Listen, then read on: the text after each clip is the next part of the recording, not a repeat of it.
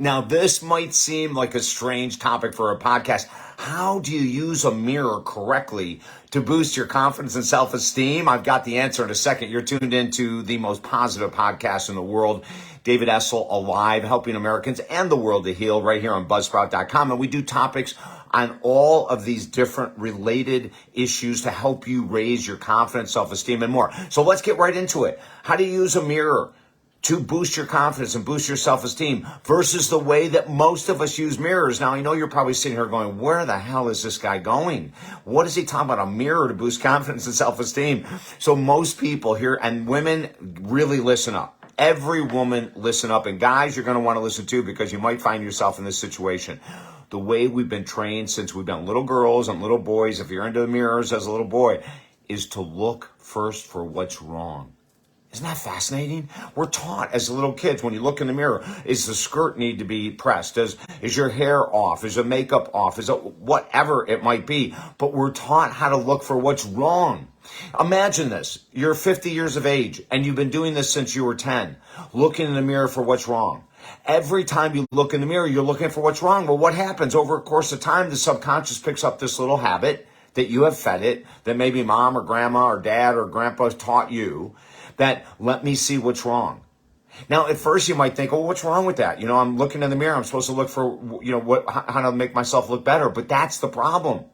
Why aren't we looking in the mirror for what is right first?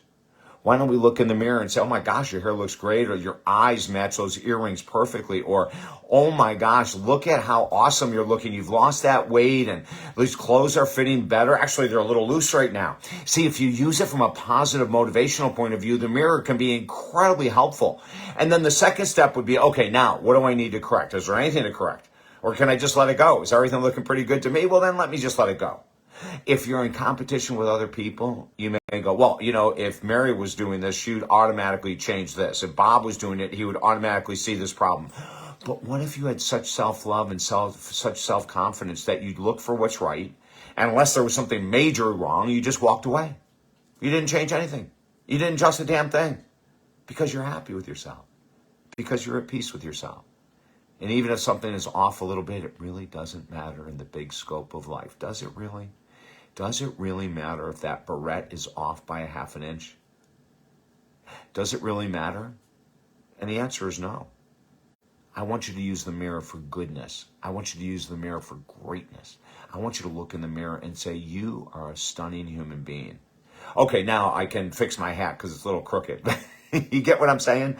Let's start changing the way we talk about ourselves, the way we talk to ourselves when we're looking in the mirror. Let's bring it back to a greater sense of reality, a greater sense of confidence and self-esteem by looking and acknowledging first your greatness. And then secondly, if something needs to be shifted, shift it. Maybe nothing needs to be shifted at all. Maybe we've bought into, whenever I look in the mirror, there must be something wrong. There's got to be something to correct. What if I looked in the mirror just to say, you're amazing? Do you have the confidence to do that? Don't forget, at our website, we have 3 books absolutely free. Go to talkdavid.com right now. And if you want 20 minutes on the phone with me at no charge, discovery call to see how I can help you boost confidence and self-esteem, it's all at talkdavid.com. You're going to hear more from me. We're coming back again. Of course, it's always going to be good news with David Essel right here on this Buzzsprout podcast. I hope you have the most amazing rest of your day. And stay tuned, because we're coming back for more. Everything is at talkdavid.com, and we will connect soon. Talk to you then.